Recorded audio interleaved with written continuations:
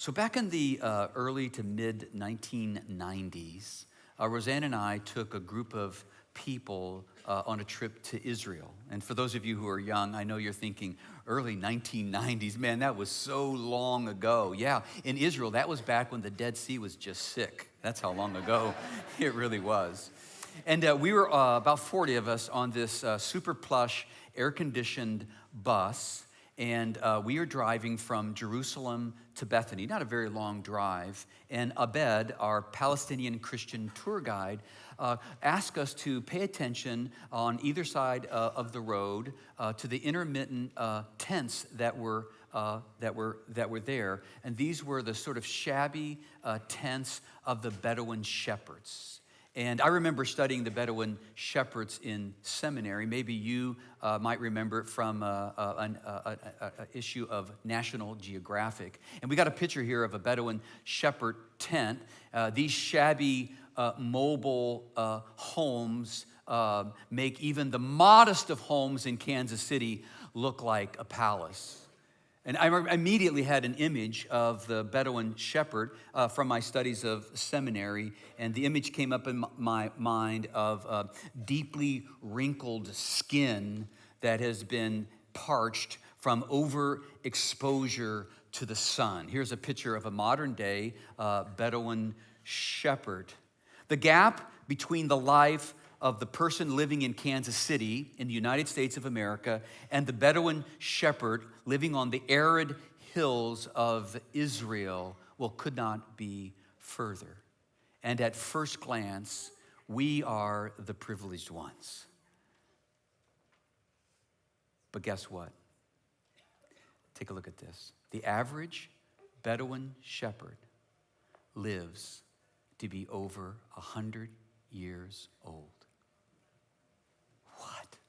The average Bedouin shepherd lives to be over 100 years old. And the government of Israel wanted to study this to figure out the cause and effect with the goal of bottling it up and selling it to tourists right alongside of the mineral-rich water that comes out of the Dead Sea, sold to create younger skin, mud packs. Well, apparently the Bedouin shepherds weren't using the mud packs on their skin, but they studied them to figure out why they were living an average of 30 years longer than we do here in the United States. And they first of all thought it might be their diet. And it is true, the Bedouin shepherds eat better than Americans. They eat the local food that's right around them. They don't take in as much meat consumption as we do. We eat processed foods and it's making us sick. But that wasn't the key idea. The number one cause, or I like to say, the secret of the Bedouin shepherd, you want to know what it is? Take a look at this. No, say it with me. No stress. Why, of course, this makes complete sense. Stress makes us sick, drives us crazy, puts tension in our relationships, and actually kills us 33 years before the Bedouin shepherd. At second glance, maybe they are the ones who are the privileged ones. Roseanne and I wrote a book called Real Simplicity, Making Room for Life, and there's a chapter in the book called The Secret of the Bedouin Shepherd. And we recorded here the average day in the life of a Bedouin shepherd. What does the average day in the life of the Bedouin family look like? The family rises from their tents slightly before sunrise, so they are ready to capture the precious hours of sunlight. There's just enough sun peering over the horizon to see the objects in front of them. As the sun comes up, each member of the family has a job to do. Some tend the sheep, the core business of the Bedouin. Some make clothes or prepare for the upcoming meals. Some mend with the needle and thread the tears in the tents, and at various intervals, the Bedouins make their way to town to barter the wool of their sheep for other staple items such as food and materials. Whatever work to be accomplished is done during the day before the sun sets. There is no artificial light to expand their workday. Everyone gathers back to the cluster of tents, mothers, fathers, children, grandparents, aunts, and uncles. There are no television sets, no phone calls, no emails. Each night the family gathers for dinner. They are in no particular hurry. Each evening can involve 3 to 4 hours of simply being together. Often a fire is built and the Bedouin, young and old, gather around it. There may be music and singing and the telling of stories from the past and from the day. Because so much of the work of the Bedouin is physical, there's no need to squeeze in a trip to the gym across town or appointment with a personal trainer. They are tired at the end of the day and routinely go to bed at the same time each night. As the young Bedouin shepherd boy lies down, all is quiet and peaceful. There is no incessant noise of the city life to contend with. He peers up into the sky filled with constellations. Thoughts of a mighty God swim in his head. These will be his last thoughts as he falls to sleep. Some say the slumber of the Bedouin is a deep, replenishing sleep that eludes most privileged suburbanites. Eludes most privileged suburbanites. Last week, we introduced you to a concept called crowded loneliness. And if you were here, you remember we drew a picture of you in the middle or a picture of someone like you living in Kansas City.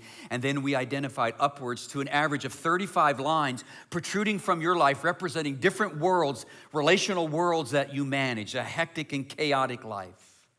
And we call this crowded loneliness and invited you to seek a journey of overcoming it, of identifying who and what your worlds are, and then seeking with God's help and through prayer to eliminate some of them and to consolidate some of them so you can experience the rich life that God intended you with Him and with other people.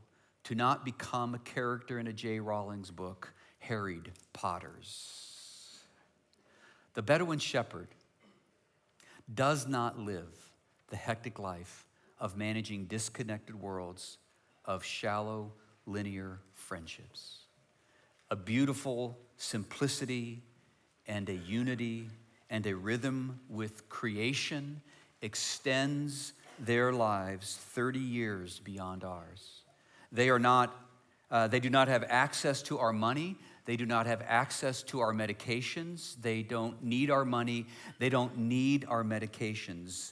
And the Bedouins, by the way, are not the only people who have discovered this way of life, but it is the life that eludes most American urbanites and suburbanites, as though we never received the email or we never got an invite, or more so, we got it, but we ignored it.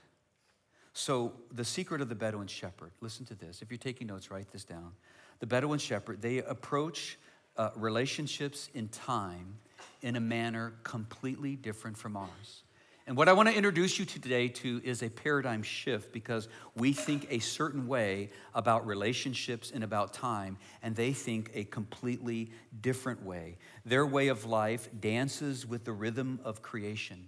It is filled with a different brand of community than ours. It is a way of life that is free from the kind of stress that inflicts our lives and creates all kinds of emotional and physical damage in our life that takes many of us out 30 years prior than the master plan demands. And I find myself listening to and thinking and pondering the way of the Bedouin shepherd, and I am longing for more of that kind of life. How about you? Dr. Archibald Hart, a psychologist, warns Americans about our lifestyle. He says humans were designed for camel travel, but most people are now acting like supersonic jets. In a nutshell, most of us are living at too fast a pace. The pace of modern life is stretching all of us beyond our limits, and we are paying for this abuse in the hard and painful currency of stress and anxiety, plain and simple. Last week, we laid out evidence that loneliness, the lack of community, is actually affecting us emotionally and physically in real ways. And today, I want to present to you that there is mounds of evidence that stress is doing the same thing. It is destroying us as a people emotionally and physically. we know that stress is one of the great catalysts for depression and anxiety in so many Americans, which is pandemic in our nation. But stress is also a stimulator of all kinds of physical illnesses in our life, such as diabetes, high blood pressure, heart disease, autoimmune diseases, hypertension, and even cancer. As I study this a lot further, you have a predisposition based upon how God has wired you genetically. And if you live a stress-filled life for a period of time, something evil is going to emerge in your emotional and physical life based on how you're designed. For example, you might have been pre-designed to have cancer, but stress induces it, so you're insured to have it 25 years earlier than you would have intended to have it if you just lived a more balanced life. That is serious stuff, folks. So I ask you, do you have any idea what you're predisposed to? If you live a stress-filled, overscheduled life for a period of time, what evil will emerge? Well, I'd like to tell you mine. I was born a type A person.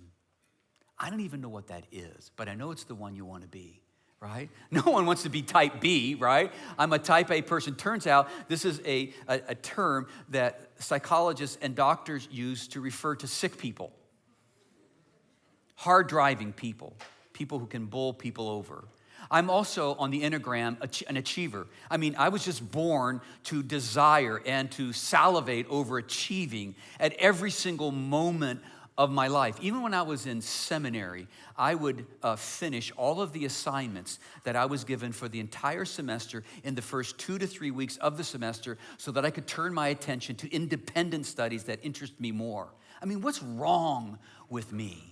And then to make matters worse, I got married at the age of 20 and started having kids at the age of 22 while I was in undergraduate and graduate study. And it added to my personality a tremendous pressure to provide for a growing family that ultimately became 4 children. And then I became a pastor. I work for a boss who never sleeps nor slumbers, right?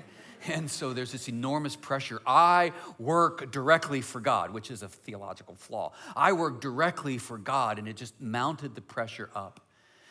So about 10 to 12 years into being a busy pastor, raising 4 kids, one night I went to bed, and I didn't fall asleep at all. I'm not talking about I fell asleep and then I woke up. I mean, the whole night I was awake, which is common, for it to happen episodically in our lives. But then the second night, I went to bed again and didn't fall asleep. Third night, went to bed, did not fall asleep at all. Over the next couple nights, this began to worry me. First of all, I began to ask myself, how did I forget to learn how to sleep? How did I forget this? I mean, it's one of the most basic things in life. I remember in the middle of the night running around to my children and thinking, certainly someone else is also awake with me. And they were all, I call it sleeping irreligiously. They're like sleeping like this with drool coming down on their pillow. They were sound asleep. How did my children get better at this than me? And then as the days rolled on without sleeping, I began to find that I became irritable. My relationships became more tense. And then one of the worst things at all that could happen to an overachiever is that my productivity started to wane. I couldn't get as much work done. But what I didn't expect, and for some of you who deal with insomnia, my fellow insomniacs, which I know there are many of you listening to me today, because in America, 49% of all people suffer with some form of insomnia. 1 in 6 suffers from chronic insomnia. What I didn't see coming was the onslaught of depression and anxiety that comes from a lack of sleep. I started to sense that something or someone was chasing me, but I didn't know where to run because I didn't know the content of who that person or thing was. I thought I was going crazy. This went on for 45 days. when I finally decided to prove my manhood and go to the doctor. Roseanne would have went to the doctor after 7 days, but no, I'm going to wait 45 days to see how much deeper trouble I can get into before I go to the doctor. And I remember driving to the doctor, I was so embarrassed to tell the doctor that I had forgotten how to sleep. And I could just see the papers coming out, the headlines. Pastor of one of the largest churches in Dallas-Fort Worth, Texas, who encourages people to live the abundant life. Turns out he doesn't even know how to sleep. And I just thought, how embarrassing this. And we got into the doctor's office, and I carefully shared my story with him. And he said back to me, Randy, I've got 3 solutions for you. I said, okay. Man, I'm on the edge of my seat. I just want to go sleep. He said, number 1, you can move to Borneo. I said, really? He goes, no, I'm just kidding.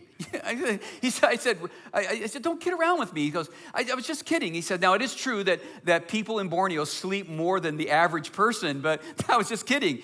What he didn't know is I made a mental note, check out one-way flights to Borneo. I just wanted to fall asleep. He said the second solution, which we're going to start today, is we'll need to medicate you. And we're going to help you go back to sleep through medication. And he said, but Randy, maybe because of the damage you've done internally to the way you're wired, there's a possibility you may need to be on medicines for the rest of your life.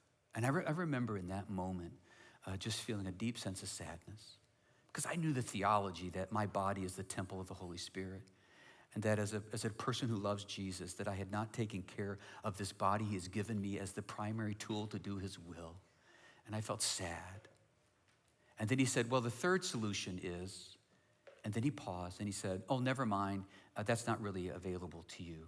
And I said, whoa, I paid my copay. I want the whole thing, you know? And he said, Randy, it's really not available to you. You're a busy pastor of a growing church with 4 small children. It's just not really, I don't want you to feel any more guilt than you already feel. I go, no, tell me what it is. He said, oh, okay. He said, Randy, a third option for you is you could choose to live a balanced life. I said, wow, humor me. What would that look like? And he said, this is what he said literally. He says, well, you could work during the day. And he said, at dusk, you could put your work down and just enjoy the evening with family and friends. And then at the same time every night, at the same time, you could go to bed and sleep. And if you live this life over a period of time, I believe you'll find restoration and you'll be able to sleep again naturally.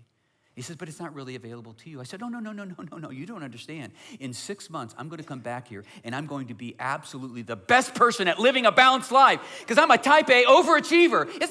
I am a sick person. I'm going to turn living a balanced life into a competition, right? The truth of the matter is, I would have done anything just to go back to sleep. And I remember driving home that day, thinking to myself, this is a big deal. And no one ever taught me about balance and rhythm. And I lived an unbalanced life. And certainly something so important would be found in the scriptures. So I went home with the intent to find what God says about balance and rhythm. And I found it right on the first page of the Bible, the creation account. I want to show it to you. You interested? Okay, so 6 days of creation, right? On day 1, God separates the light from the darkness. I'd love to see the schematics for that, how one goes about doing that, separating the light from the darkness. Then skip over to day 4. God places the objects of light and darkness in their place, the sun, the moon, and the stars. So there's the creation of the 24-hour earthbound day, in Hebrew called Yom. A day is created. It's cut in half, of day and of night. On the 6th day, God creates us. Now, let me ask you a question. Do you think in any way God created us and how we are to operate in any way that has anything to do with light or darkness? You think? The answer is undeniably yes. Listen to this. The light of the moon affects ocean tides. The light of the moon affects ocean tides. Do you not believe if the light of the moon has that kind of impact on oceans that it would have impact on our little bodies made up of 98% water? The answer is absolutely so. Now, here's something that I want you to see. At the end of each day of creation, check it out for yourself. At the end of each day of creation, God says it's good. And then there's this phrase, and there was evening and morning the first day. You go to the second day, and it concludes by saying, and there was evening and morning the second day. It does it on the third day, the fourth day, the fifth day, and the sixth day. Let me ask you a question. Doesn't there seem to be something backwards with that statement? It should read, say it with me, and there was morning and evening the first day. Folks, listen in, lean in. Herein lies the paradigm shift. Let me ask you a question. Does anybody know when the Hebrew day begins? The Hebrew day begins at 6 p.m. on the day before.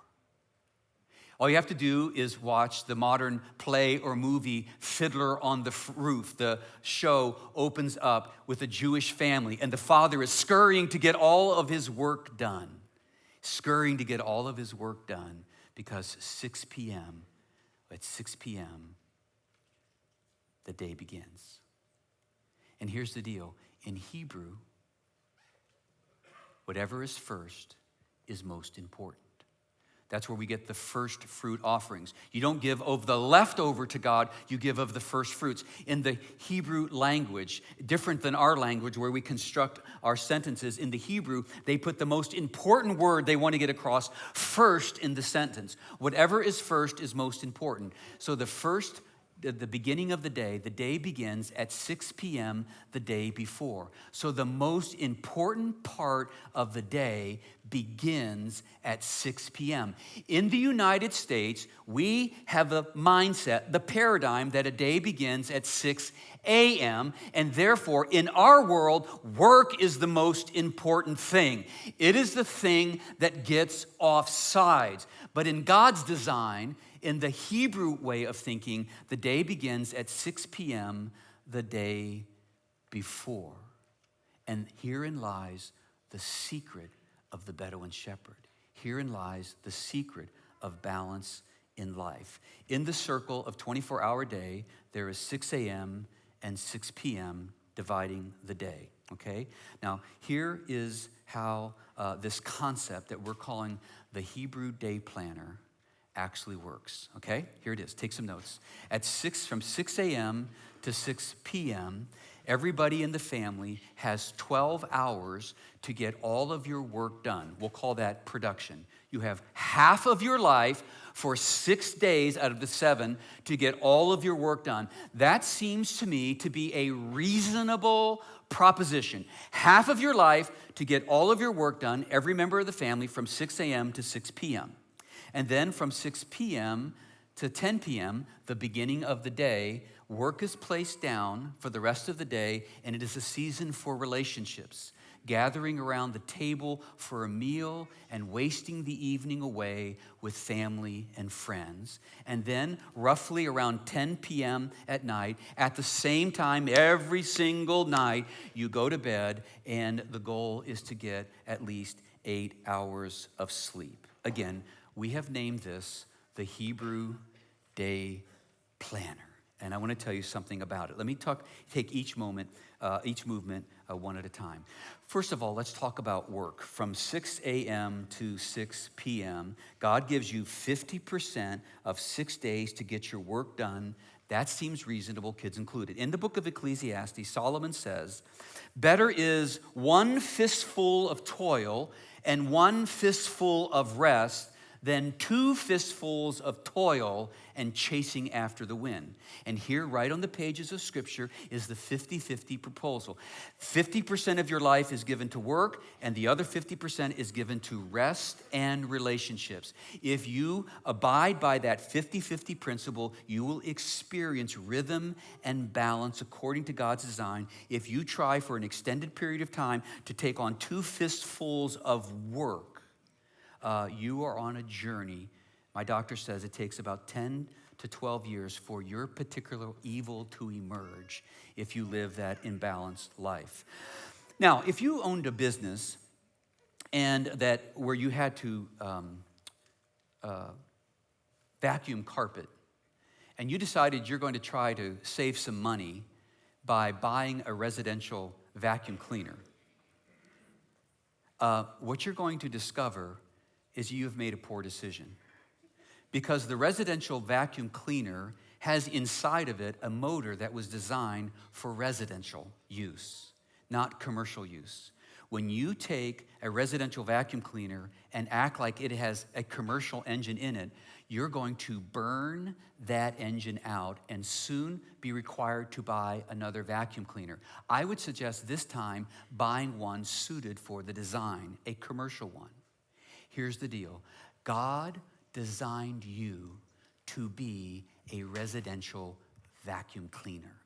And whenever you pretend that you are commercial grade, you are mistaken and you're in the process of burning out.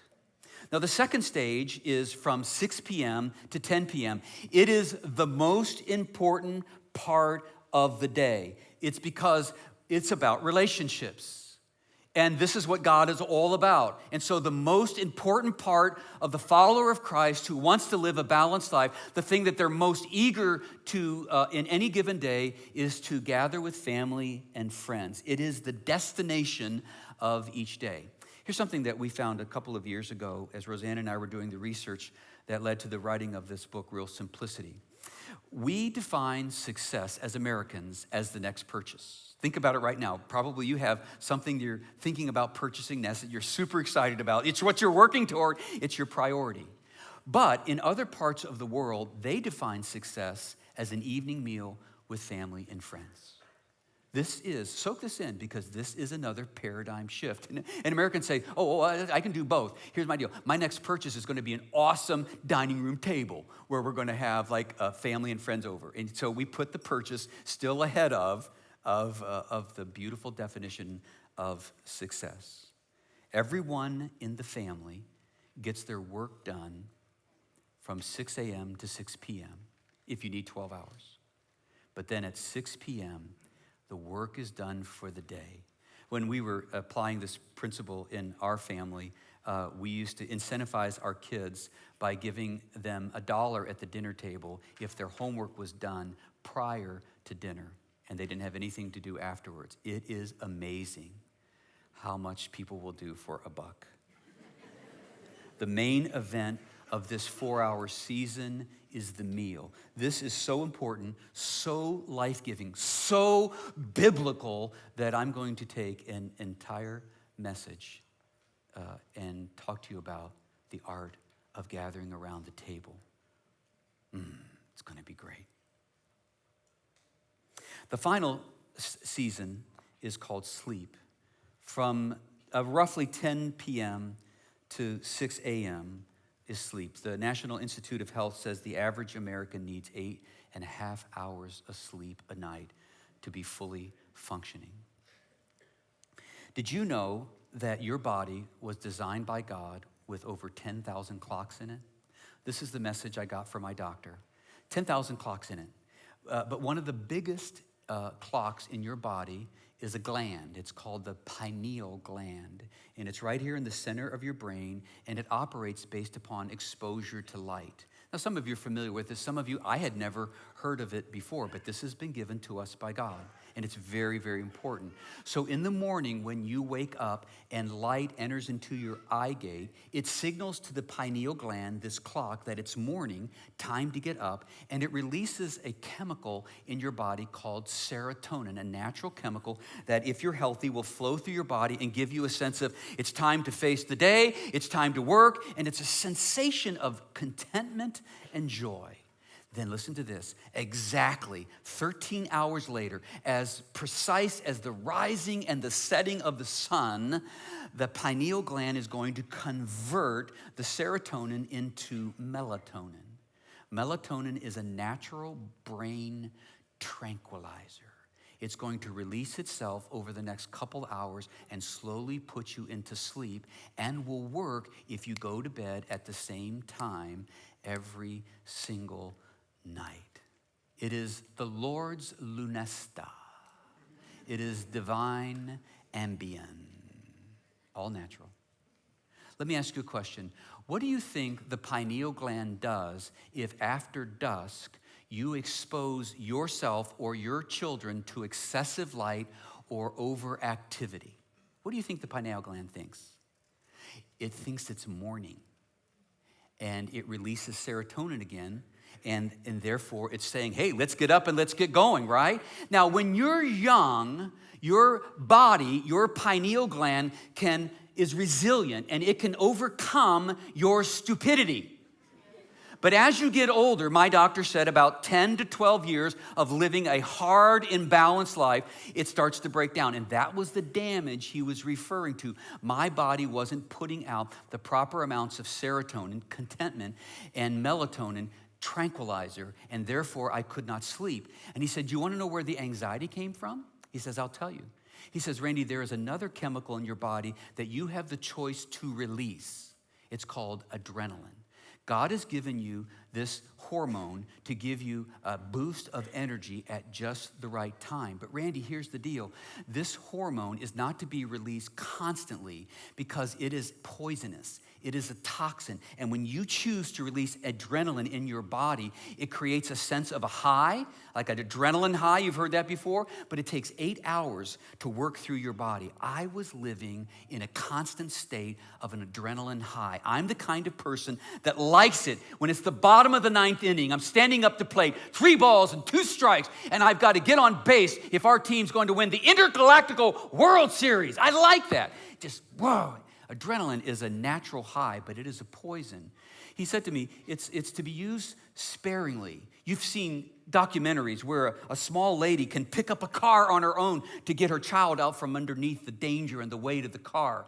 My doctor used the analogy. He said it's like when you're walking in the jungle with a group of friends and a lion jumps out. Adrenaline gives you the ability to outrun the slowest member of your group. You don't need to be the fastest. You just don't want to be the slowest member of your group. And he said, that's where your anxiety is coming from. And if we can get you to live a balanced life and it restores your glands, then over time, you'll be able to experience sleep once again. God wants you to experience an abundant life, full of joy and full of peace. Right on the first pages of the Bible, God has laid out for us something that we have not been careful to heed, the Hebrew Day Planner. This is not a law that should weigh you down. It should not pile over with a bunch of guilt. Jesus said in Mark 2:27, the Sabbath was made for man, not man for the Sabbath. It took me about 2 years to really find this new rhythm. And I remember setting a boundary from 6 a.m. to 6 p.m. to get my work done. And we're going to talk about principles of productivity in the coming weeks. How do you actually do this? And then I stopped and put my work down for the rest of the day. This was the biggest deal. It's not just having dinner. It's putting the work down for the rest of the day. And I found myself having no time before, and now all of a sudden I have 4 hours. And we started having dinners as a family, lingering at the table and telling stories. And I'm going to tell you about that next week. But I still had an hour and a half to 2 hours left. So back when I was in college, my dad got me a 5-string banjo. And I said, well, I'm going to learn how to play the banjo.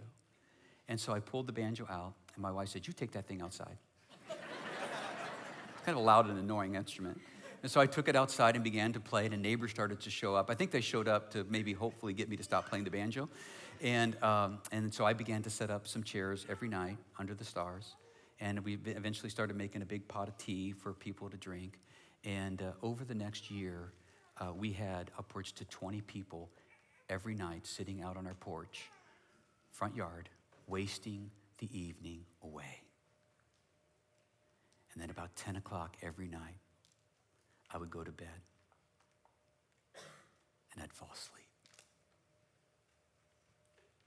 I have gotten more work done in this season of my life than I ever got done in my workaholic years. And I'm going to tell you why that's so in the days to come. Number 2, I get more sleep than I used to. The average person needs 8 hours of sleep a night. Turns out I'm an overachiever in this area. I get an average of 8 to 10 hours of sleep every single night with no medication. But the most important thing of all is I have enjoyed a long and rich season of deep relationship with God, time for my wife, time for my children. Been married for 38 years, and I'm more in love with my wife than I have ever been because we've spent time together. And she says she's more in love with me too, I think. And the same thing is available to you by having the courage to apply God's principles. So we have provided for you today in your program a little Hebrew Day Planner. And my challenge for you this week is to try the Hebrew Day Planner as a family. If you're single, grab a couple of single folks to take the journey with you and maybe even plan a few dinners this week to talk about it. You want to open it up and there's some instruction. And then on the second page, it begins with 6 p.m. Sunday night. The beginning of the day is just a few hours away. 6 p.m., the day is about ready to begin. And I want to ask you, so how are you going to start your day? I would recommend starting it with a meal, a good meal, not fast food. Pull something together and have a meal with family and friends. And I dare you to do no more work, but rather put everything away. And if the rain subsides or if you can get under cover, just go out and waste the rest of the evening away until you're ready to go to bed. And then just plan out your day and evaluate it. Try it for 1 week. And it's going to be a little disruptive, a little wonky for you as it was for me. But if you found there to be any virtue, any value in it, try it again a second week.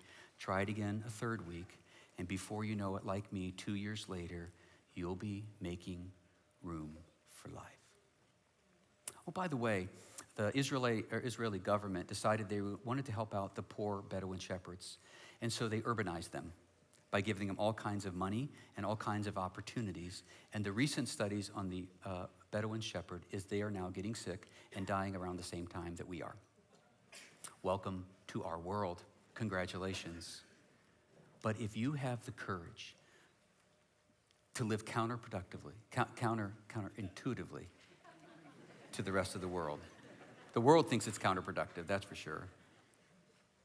Just maybe, we here at Westside will be considered the new Bedouin shepherds.